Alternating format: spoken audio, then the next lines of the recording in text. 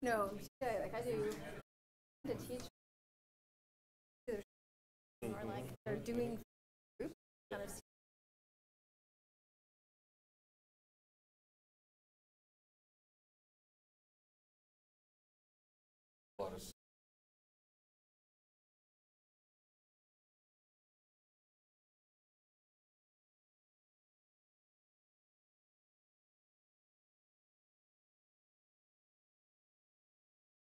And then there's That's the highest we'll go. Hold on, let me check.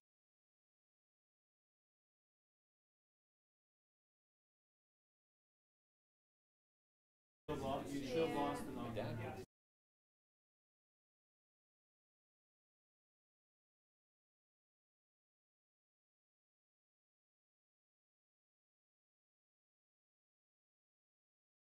Was working, yeah.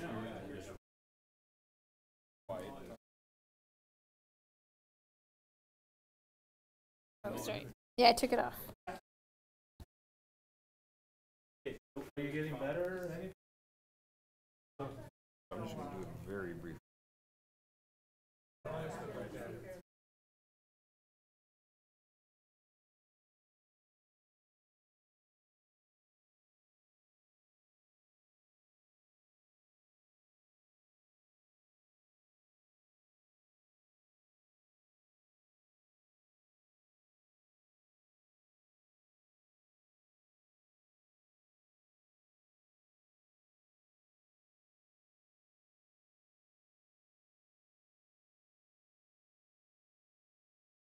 That was 1920, but smaller now? Well, because I changed it to a smaller resolution. This is math. As I can go.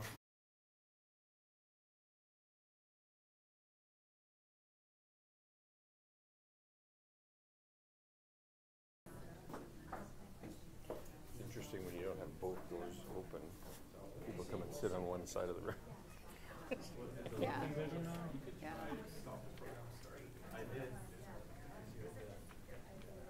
I would love it if they could get them to sync. The idea of handling two mouses. It's like, please get them to sync. This would be good. Well, both your feet are free, which is nice. Yeah, hey. Okay, I'm going to try it again.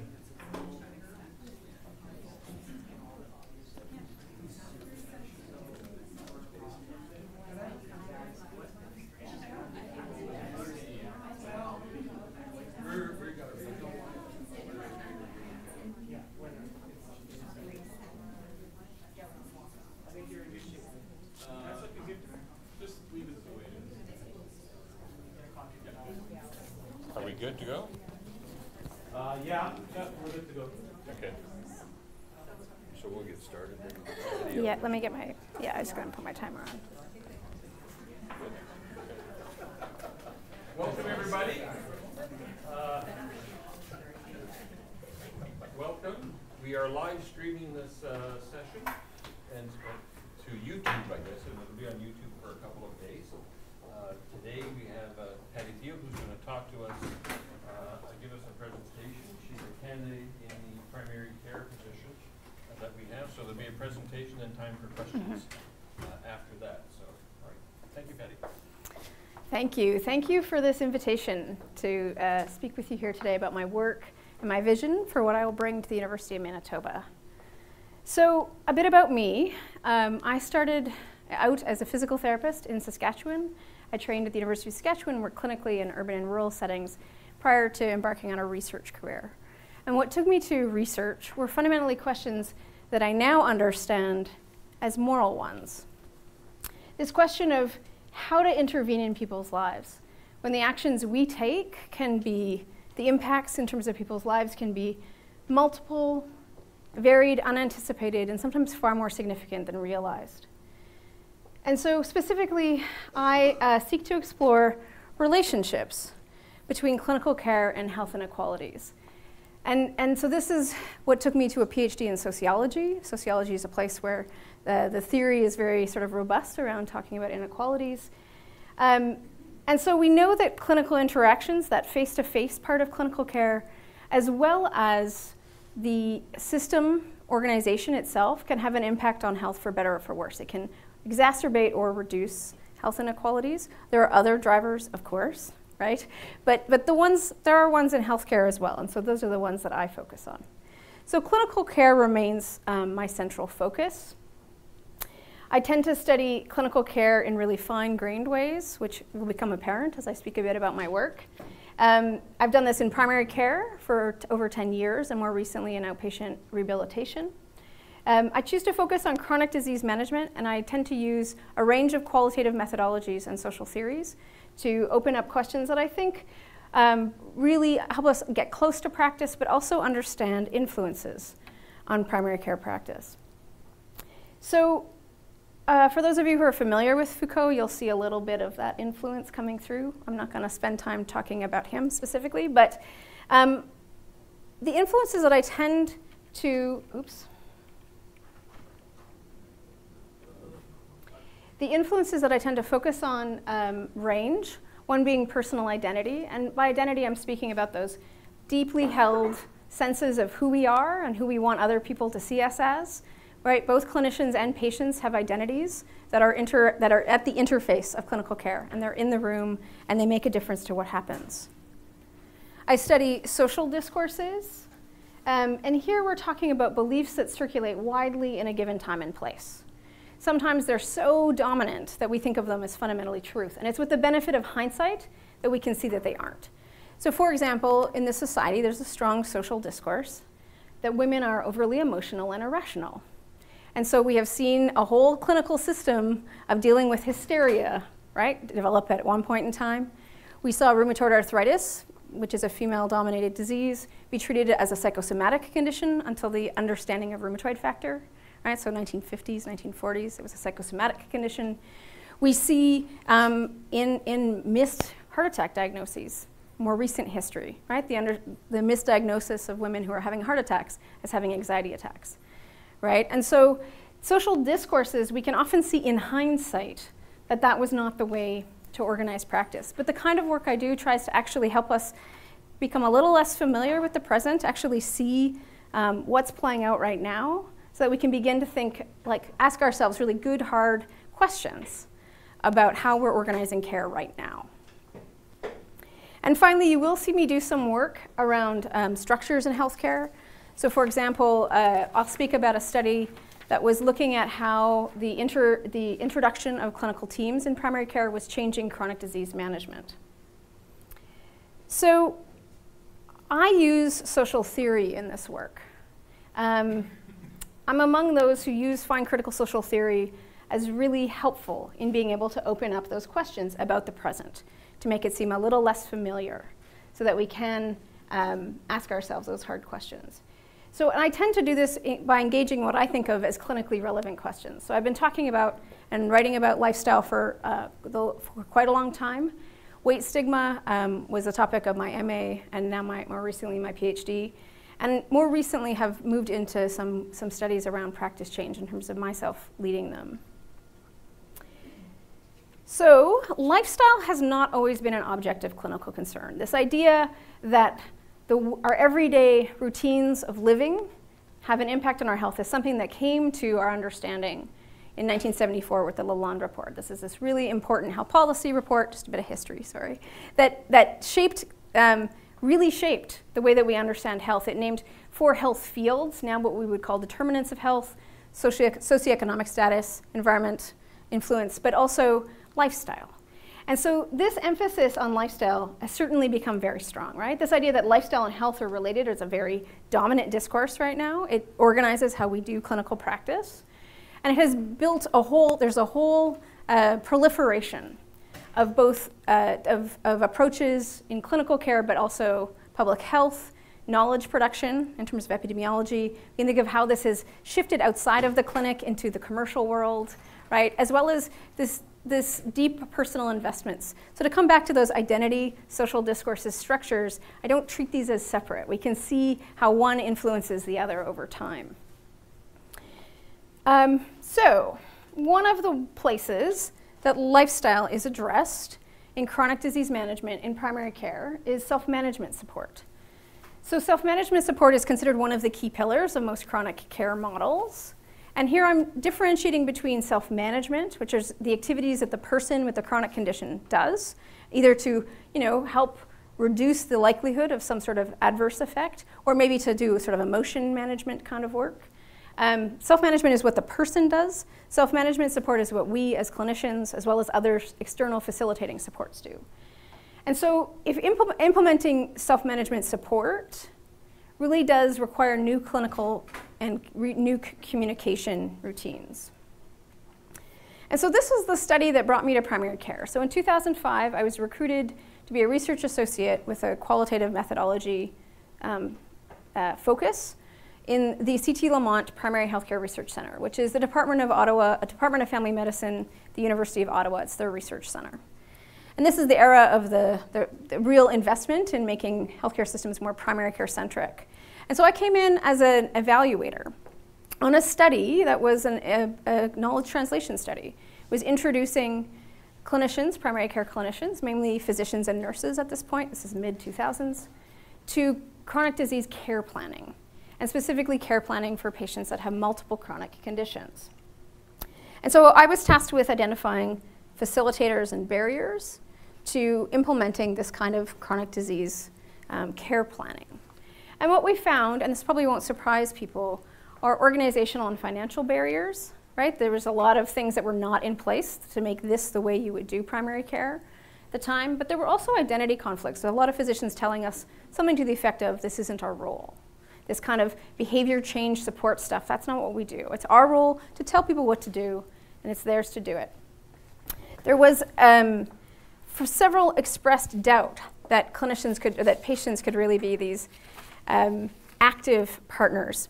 And so I was given the opportunity to do an analysis that I led. So I have different methods than the original evaluation framework, and really asked, what kind of discourses are physicians using to talk to us about chronic disease management?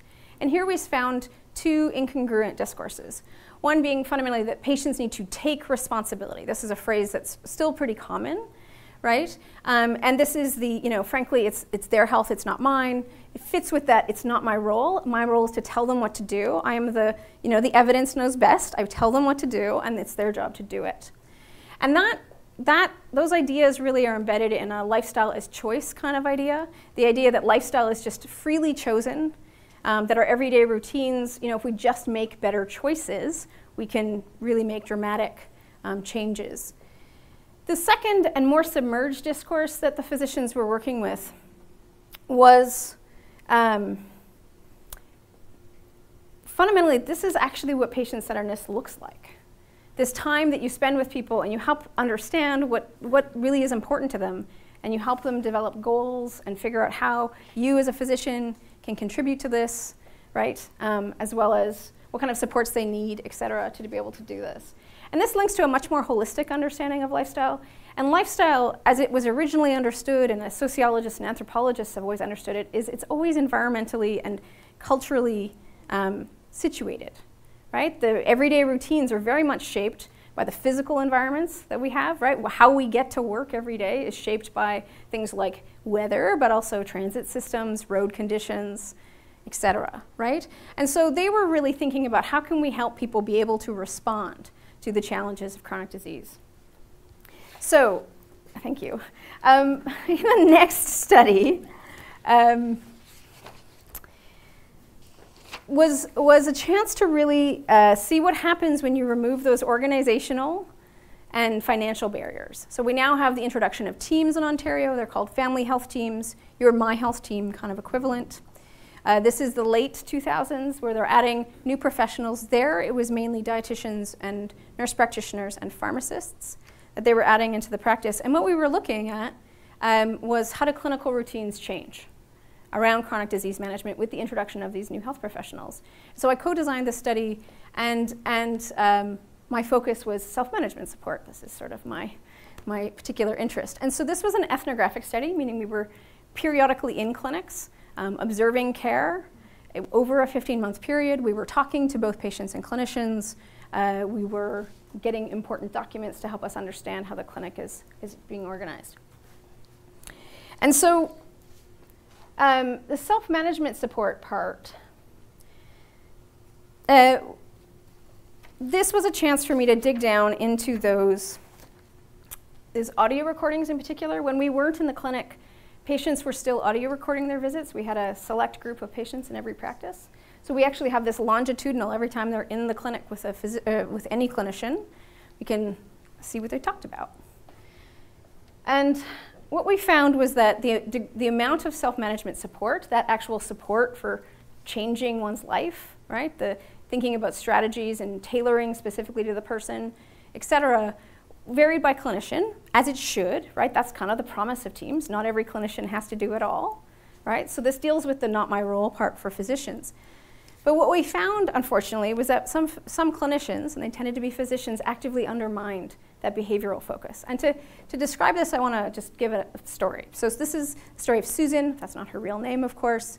Susan has been recently diagnosed with diabetes at the time of these appointments. She's classified as being overweight. She is seeing the dietitian to help think about how she can change her dietary patterns. And so the dietitian, is quite focused on, like, let's figure this out. What are things like right now? Where's their rooms? This one, for example, has a goal to start eating lunch because she skips lunch. And so they're actively working on strategies. They're being quite behavior focused. They're really sort of building up her capacity to do things and things that she understands, like she wants to do. And what we saw was that there was a number of appointments with the dietitian, and then Susan has an appointment with the physician. And the physician asks, how are things going, Susan, with the dietitian? She goes, oh, it's great. We're like really, I've had those big weight losses in the past, but they've never been sustained. This time we're doing small things, but I can do them. I feel good about them. We're really getting there. And then the physician says, well, you're not losing weight as fast as I'd like. And so Susan is losing weight. So, note that. But there's this evaluation that Susan somehow, it's the outcomes that matter, not Susan's behavior change itself. So the part that Susan has control of is de-emphasized in this moment in time. And what you see is a series of identity protective responses from Susan and from other patients where this happened. They kind of start saying things like, well, I do what I can, but I am a mother. And I have the 3 kids, and it's really hard just to even get a little bit of this. So they invoke another positive identity. I'm a mother, right? This is a positive social identity. They're doing this to block against this moment. They also eventually, and with Susan, you saw it, you could hear it, I should say. We didn't see it. You could hear her sort of get kind of small and defeated, right? And then there's a whole chunk of this appointment that ends up being building her back up, right? As opposed to, okay, so you're making a lot of good changes, great. The measures are trending the right way, that's great. But so the thing about self-management support and lifestyle in general, it's really tricky discursively as a clinician or to do that work, because people, they can make the changes, but the outcomes might not happen because statistical probability doesn't work for everyone, right? You can make the changes, but not everybody is sure to get them. So this then takes me to my PhD. And my PhD was fundamentally about weight stigma in primary care. So this was in an era where obesity is repeatedly marked as an urgent problem that needs to be addressed. People look to primary care as being a site where this happens. At the same time as this sense of urgent need to address it is a fairly established societal stigmatization of fatness. It's not always recognized as such, but very briefly, fat-related stigmatization is based in discourses that weight or degree of bodily fatness is determined by behaviors, eating and exercise being the two that we specifically focus on, and that, that lifestyle is choice thing. You just have to make better choices. And so other determinants of weight tend to fall away from this picture.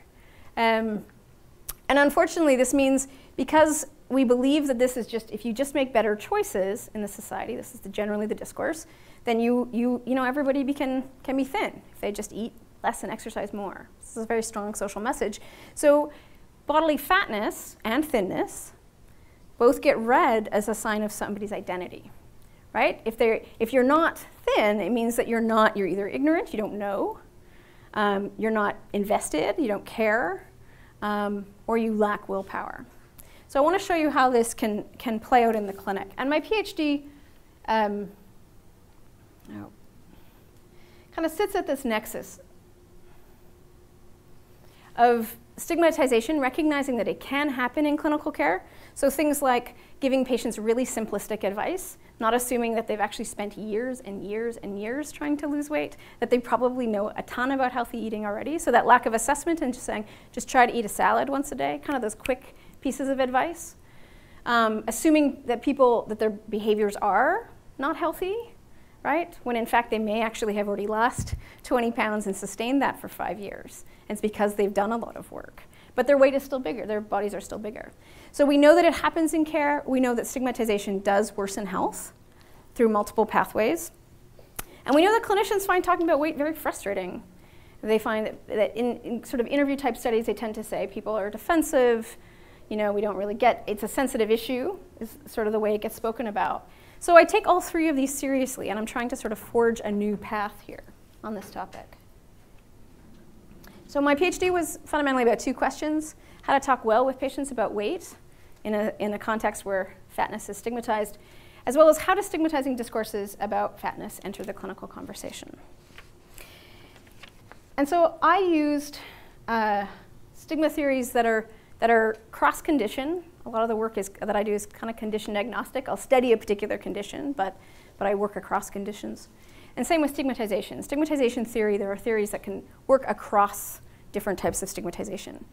And I'm building here from the classic study of Goffman, 1963, that talks about this as an interactional phenomenon, that stigmatization happens between 2 people in a moment. And Miesenbach has recently updated this theory in helpful ways to really talk about the core strategies that they use. They're the same across. And because if we know that there are core strategies, the same kind of communication styles that happen regardless of what the particular type of stigma is, we can look for it. We can look for it in clinical talk. We can see what triggers it. And so I did an ethnographic study in 3 primary care practices. So again, I'm observing and audio recording visits. I'm interviewing people. I'm going through various documents. I'm both studying what was happening in the clinic, but also outside the clinic. Some of the metaphorical swarm that are at the clinic door trying to get a foot into practice and change what's happening there. And I observed adults across the weight spectrum because this fear of fatness or stigmatization of fatness and celebration of thinness does affect actually every one of us, right? We exist, all of us have one of these bodies that fits somewhere into these discourses. And one of the big findings at the interactional level is that weight was treated as a different measure. So I compare blood pressure and weight in this particular publication just because they're both lifestyle related. They have that kind of at least discursive association as being lifestyle related. And they both happen in the clinic. They're both measured in the clinic. Some of the other measures, hemoglobin A1C is done outside of in advance of an appointment. And so for blood pressure, the ubiquitous pattern was that when physicians would review blood pressure, they would give some sort of an evaluation. So like this happens here. Your blood pressure's good. And yeah, always seems to be good so. So the patient knows what the physician's thinking. Now, with weight, it's different. With weight, they spoke factually about weight. And this is something that we know from interview studies that clinicians do because they recognize it's a sensitive issue. And so interpreting weight is also sensitive, right? So they tend to be factual.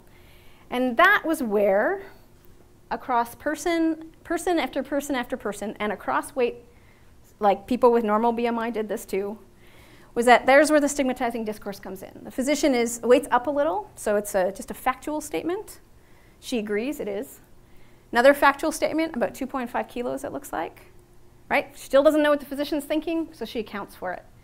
And she speaks about, I just came back from holidays where I've done nothing but eat and drink. So there's where that stigmatizing discourse, she's bringing it in relation to this uninterpreted result. Now, that was just one type of, it was like one influence, right? This identity kind of interface of identity and discourse in the clinic. I have done some, oh, sorry, I'm ahead of myself. Fundamentally, what my PhD does and what I argue in this paper is that what often is called patient's defensiveness or patient blocking behaviors is actually very predictable forms of stigma management. We can predict this. And so knowing we can predict this, we can think about how do we organize clinical conversations to avoid this. So that's sort of, hold on to that question because I will come back to that in future work. couple other influences that I just quickly mentioned that I've done. I'm trying to sort of build a foundation for myself to be one of the people who is really contributing and leading the conversation about weight-related stigma in Canada. And one of them is the most recent National Health Policy Report. It's the Senate Committee on Science, Technology, and something that put out this 2016 report, and they just simply don't mention stigma at all. So imagine a mental health, we're going to map out the future of mental health policy in Canada and it not mention stigma. I mentioned an HIV report. We're mapping out the future of HIV-related policy in Canada and not mentioning it.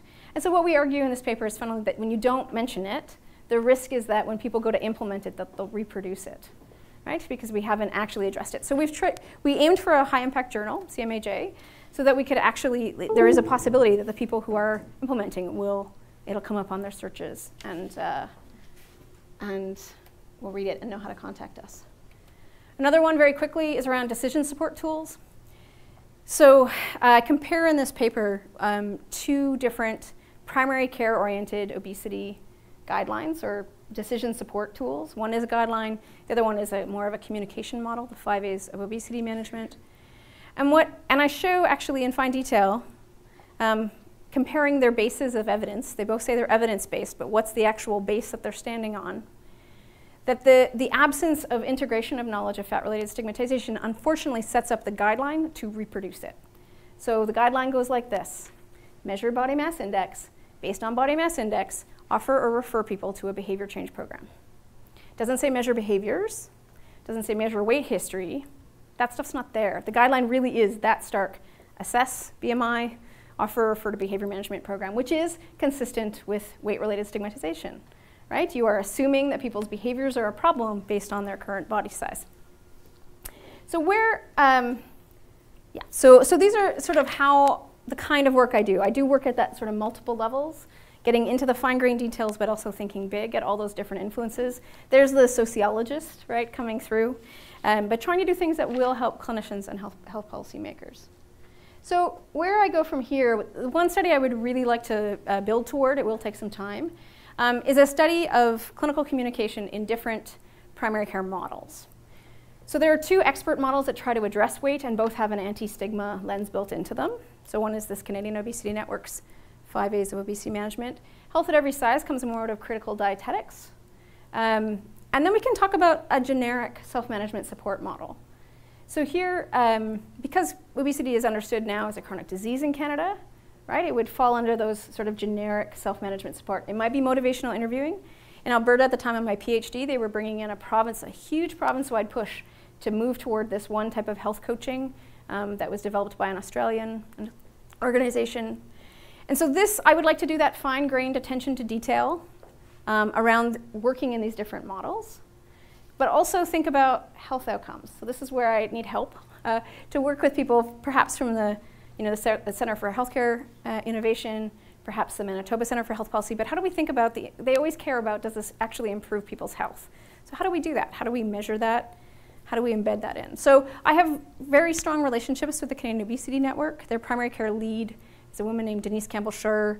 I know she's read she actually asked for the whole PhD, she's read it. It is embedded in her work.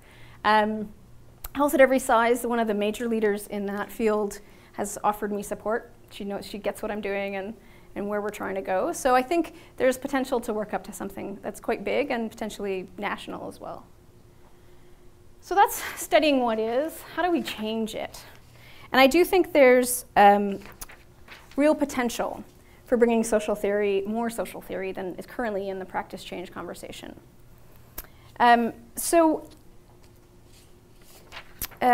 Understanding how practice works and how to change it has been an explicit focus of my postdoctoral fellowship at the University of Toronto. So there, I've spent 2 years at the Wilson Center, which is an interdisciplinary health professions education research center. And tying into my field, right? So I'm interested in health inequalities. How do we begin to address these? What kind of practice change possibilities do we need to think about? And so where there's been real promise, where I found my fit, if you will, is in work around reflexivity. So I'm just going to define this quickly. Ann Kinsella, who's at an OT at Western, speaks of it as enabling practitioners to crack the codes to consider together the invisible cloud that pervades everyday life and everyday practice, and from this location, envision new possibilities together.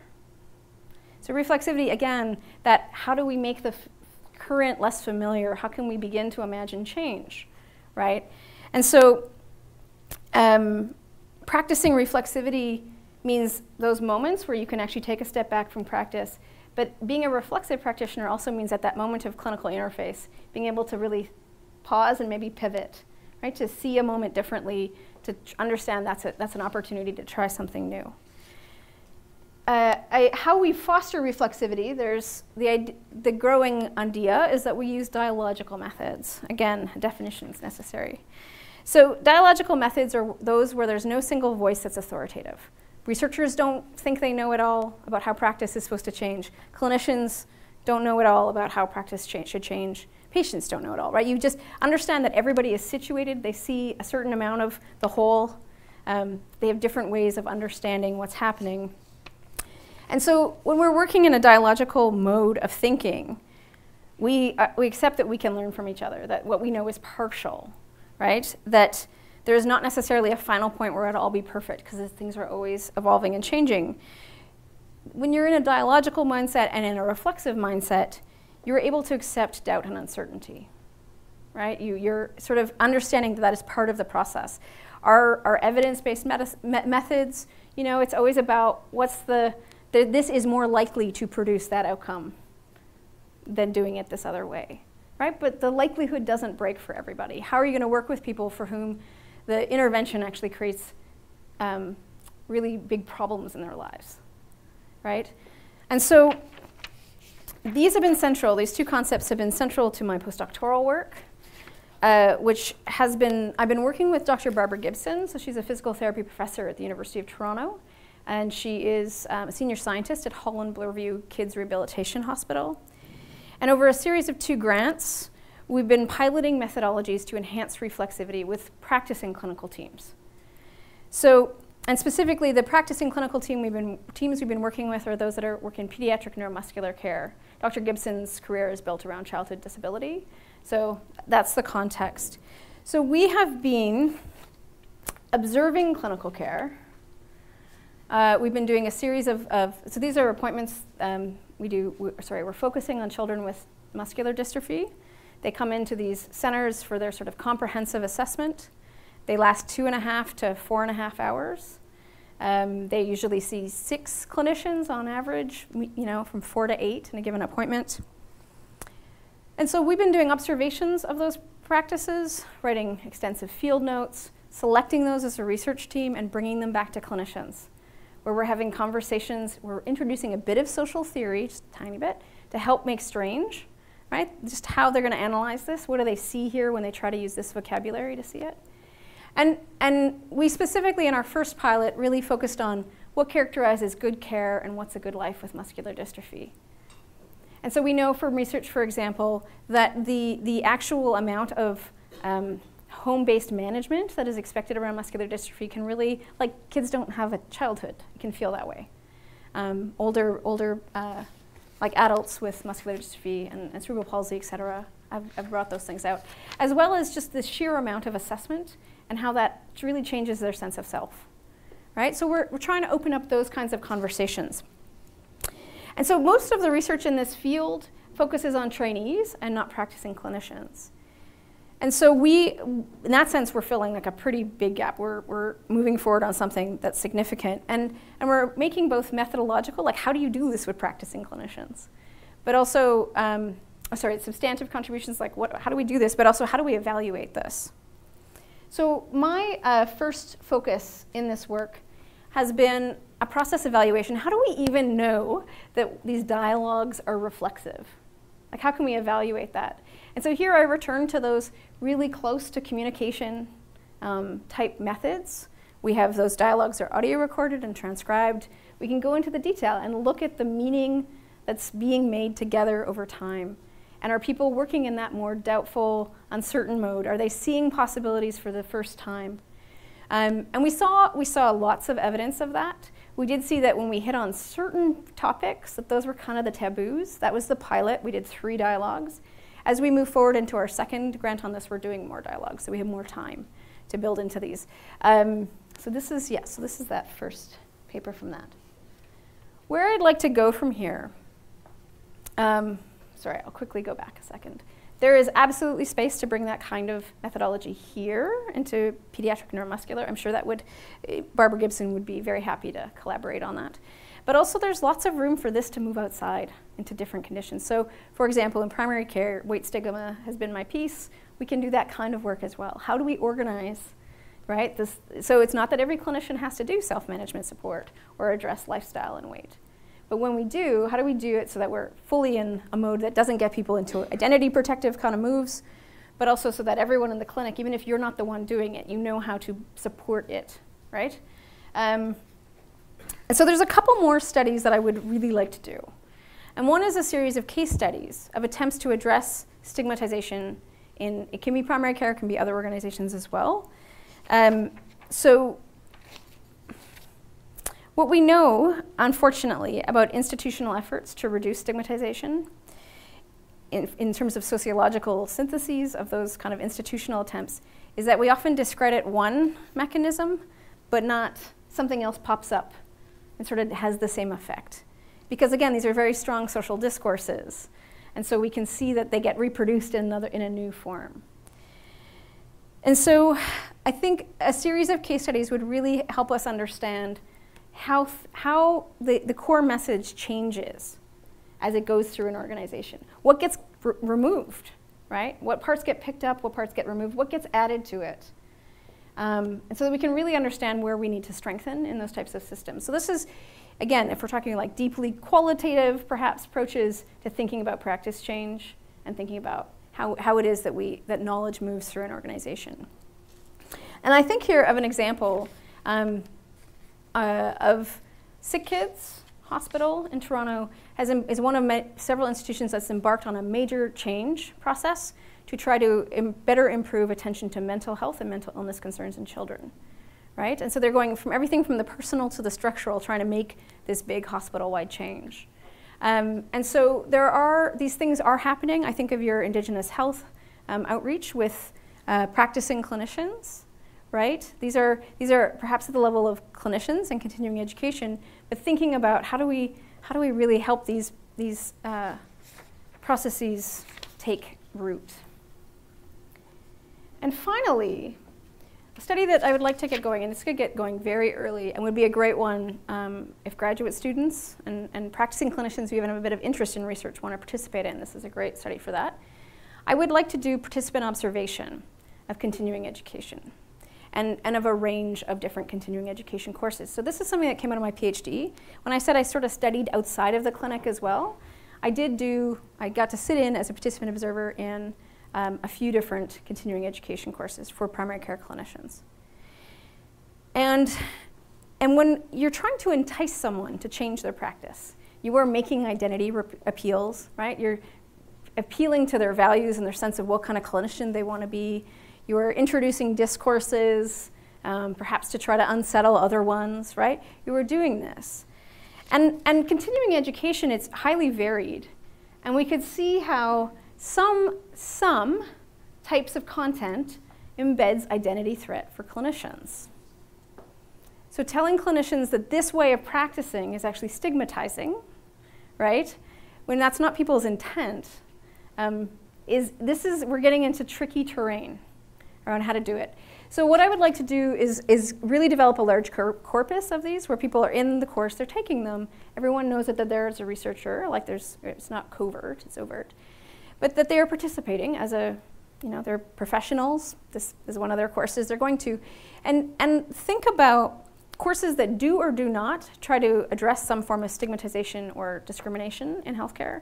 Think about courses that do and do not try to shift people into more patient-centered or self-management support type communication methods.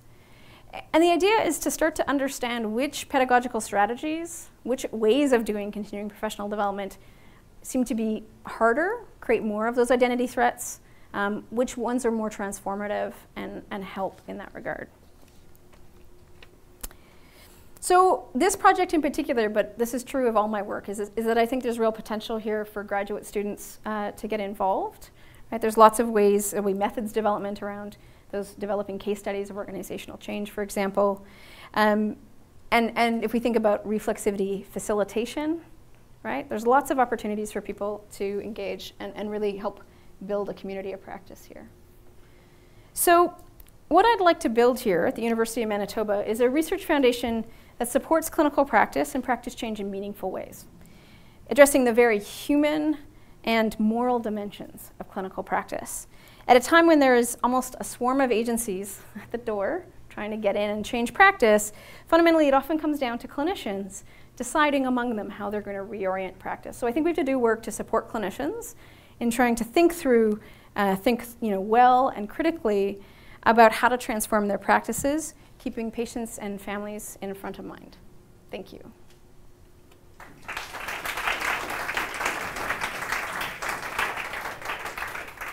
Thank you, Patty. That's a really interesting presentation. We have time for some questions. A really simple question. I'm just curious, when you said that you record, you have patients record clinic interactions, which I find fascinating. Do the clinicians know they're being recorded? I assume so. Clinicians have agreed to this, okay. And I suspect when the patient walks in, they probably do the like, I've got the recorder, but it's not. Clinicians have fully agreed to participate. So that study was the whole family health team had agreed to participate. And so, and everyone had signed on. And we wouldn't have worked with a clinic if we didn't have permission, because we were really trying to see how the routines were changing as you added new people. So, yeah. Mm-hmm. Thanks for your presentation. I just wanted to ask you, knowing what you have been able to glean from where we're at here in this college, do you see any synergies or interactions with already existing researchers that contribute to your goals? Mm-hmm. So I know some of you are really involved in that, in client-centered communication, right? And client-centered communication has a lot of synergies with this type of how to support people, how to help them, how to tailor what you're doing with people, et cetera. There's real synergies there. I know there's at least one or two of you that do HIV-related research, and I know there's a lot of people who do disability-related research, right? So we can think, as someone who comes with a good stigma theory framework, right? There's room to do work there as well. And then I know, Dr. Leclerc, you've been sort of trying to think about how we get theory more, thinking with theory and developing theory more. And so I think there's a lot of possibility to support, to get more people thinking in those terms. So something I've spoken about, like embedding graduate students, et cetera, into research. But something that's been at I've been at the Holland Bloorview Kids Rehab Hospital for the last 8 months and Wilson Center for 2 years. And something that happened in both of those places was a regular theory reading group. And it was faculty-led. Faculty and postdocs would pick something that was an accessible starting point to a theorist, but they were working through theories together. And I think part of the idea is to help people be familiar with what other people are doing and to make good choices, to be able to understand, is this the best approach for me? But also, if we're thinking about building theory, right, understanding the range of range of ways to think about theory is a pretty good starting point as well, right? That different types of theories bring your attention to different things on the topic of study. And so again, sort of thinking about how to theorize clinical practice, we can, I think, create some good synergies. Hi, Patty. Thank you very much. It was a great talk. I'm Michelle Grieger. I'm from Community Health Sciences. Mm-hmm. And in addition to the things you've identified there's also a lot of synergies with work that's going on within the broader Reed Faculty of Health Sciences, through the work that Roberta Woodgate does in terms of working with kids, people within community health sciences. So there's a lot of interesting dimensions. You mentioned, though, in one of the areas that you could think of working in engagement around stigma, I think with Indigenous Mhm.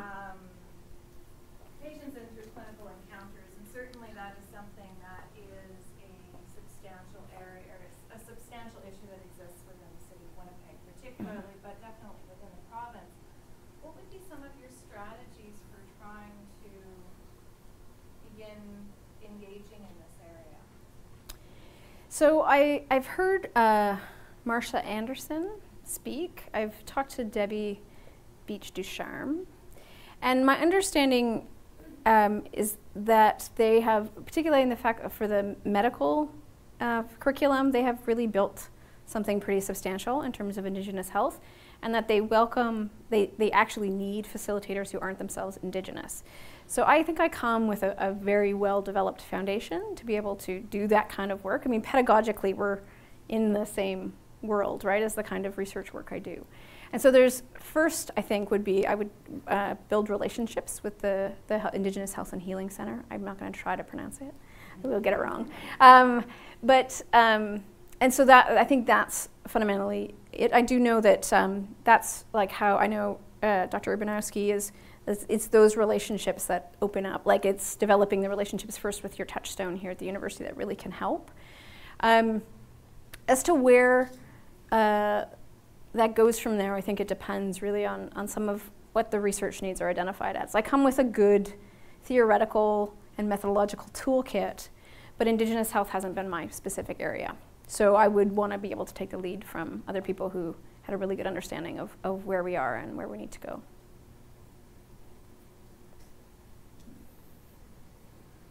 Other questions? Thank you, Patty. I give you 10 points for handling the plan. Very well with that. Thank you. Thank you, Patty.